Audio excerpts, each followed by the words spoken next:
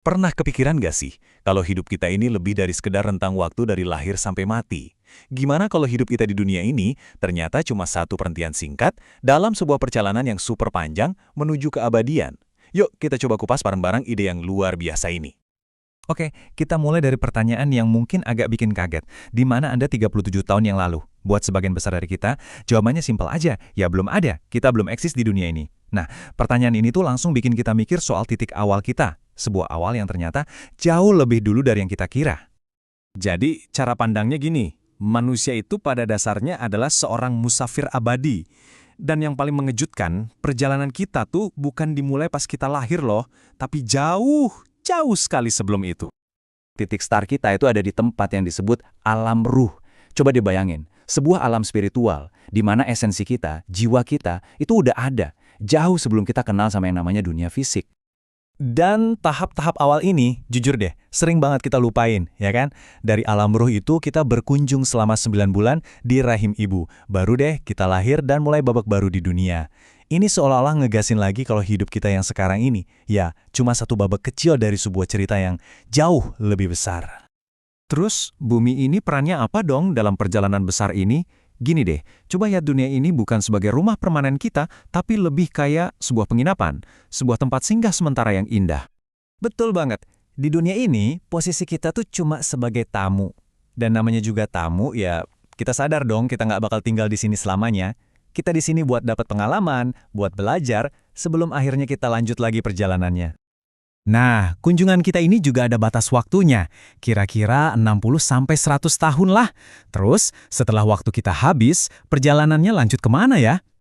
Nah, disinilah kita masuk ke ide yang paling radikal mungkin ya.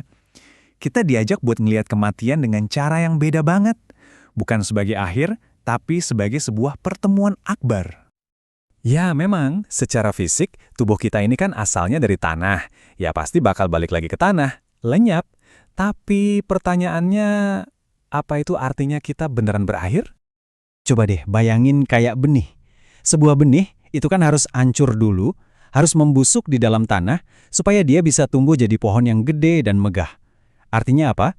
Kehancuran fisik kita itu bukan akhir, tapi justru syarat loh, syarat buat berubah jadi kehidupan yang lebih hebat lagi. Jadi, inilah definisi barunya. Kematian, atau dalam bahasa aslinya disebut olum, itu bukan titik, bukan akhir, tapi sebuah pertemuan. Momen di mana kita, yang diciptakan, akhirnya ketemu lagi sama Sang Pencipta. Wah, ini sih benar-benar ngubah rasa takut jadi sebuah harapan ya nggak? Dan ini bukan pertemuan sama sosok yang asing loh. Kita ini bakal bertemu lagi sama kekuatan yang selama ini udah ngatur 100 triliun atom di tiap sel kita. Kekuatan yang ngejalanin setiap organ kita dengan presisi yang luar biasa sampai akhir. Jadi ini tuh kayak pulang ke sumber keberadaan kita sendiri. Oke, terus habis pertemuan itu gimana? Ya perjalanannya lanjut lagi. Keabadian itu ternyata bukan akhir yang diam, yang statis, tapi justru awal dari babak baru yang, wah, kita bahkan nggak bisa bayangin. Nah, disinilah letak pergeseran cara pandangnya. Apa yang mata kita lihat sebagai sebuah akhir, ternyata pada dasarnya adalah sebuah permulaan yang baru. Apa yang kelihatannya kayak kebinasaan, sebetulnya adalah sebuah kebangkitan menuju realitas yang jauh lebih tinggi. Ada satu kalimat penutup yang indah banget buat ngerangkum ini semua.